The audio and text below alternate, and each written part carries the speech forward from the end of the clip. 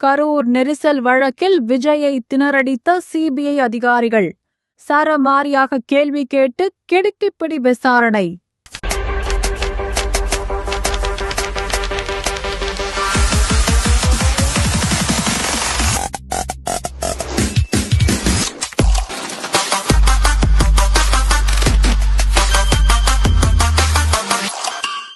தமிழகத்தில் ஆட்சியை பிடித்துவிட வேண்டுமென்று சமீபத்தில் தமிழக வெற்றிக் கழகம் என்று கட்சி தொடங்கிய நடிகர் விஜய் ஊர் ஊராக சென்று மக்களை சந்தித்தார்.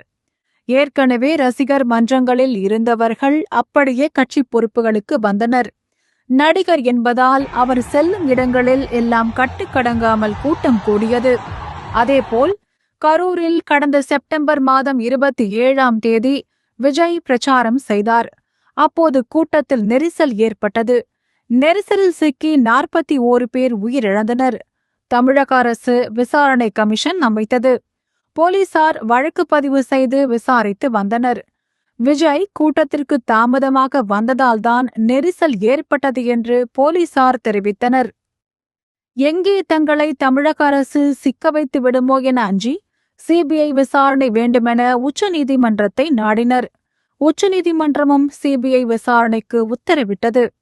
இதையடுத்து இந்த வழக்கை சிபிஐ விசாரித்து வருகிறது. கடந்த ஜனவரி 12ஆம் தேதி நேரில் ஆஜராகும்படி தவேக தலைவர் விஜய்க்கு சிபிஐ முதல் முறையாக சம்மன் அனுப்பியது.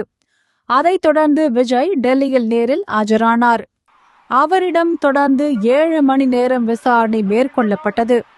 2ஆம் கட்டமாக 19ஆம் தேதி ஆஜராக விஜய்க்கு மீண்டும் சம்மன் அனுப்பப்பட்டது. இந்த சம்மனை ஏற்று விஜய் சிபிஐ அதிகாரிகள் முன்பு திங்கட்கிழமை காலை ஆஜரானார். அப்போது விஜயிடம் சிபிஐ அதிகாரிகள் அடுக்கடுக்கான கேள்விகளால் திணறடித்தனர். கூட்டத்திற்கு 7 மணி நேரம் தாமதமாக வந்தது ஏன்? கூட்ட நெரிசல் ஏற்பட்ட பின்னரும் விஜய் தொடர்ந்து பிரச்சாரம் செய்தது ஏன்? எப்போது பேச்சை முடித்தீர்கள்? எப்போது அங்கிருந்து புறப்பட்டுச் சென்றீர்கள்?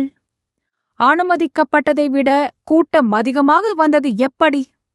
அளவுக்கு அதிகமாக கூட்டம் வந்ததை நிர்வாகிகள் கவனிக்கவில்லையா? தண்ணீர் பாட்டிலை வீசிய போது கூட்ட நெரிசலை பார்க்கவில்லையா? வாகனத்தில் ஏறி நின்ற போது கீழே நடப்பதை பார்க்கவில்லையா?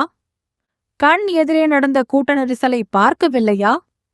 அவ்வளவு நெரிசலிலும் வாகனத்தை முன்னே செலுத்தியது ஏன் என அடுக்கடுக்கான கேள்விகளை சிபிஐ எழுப்பினர்.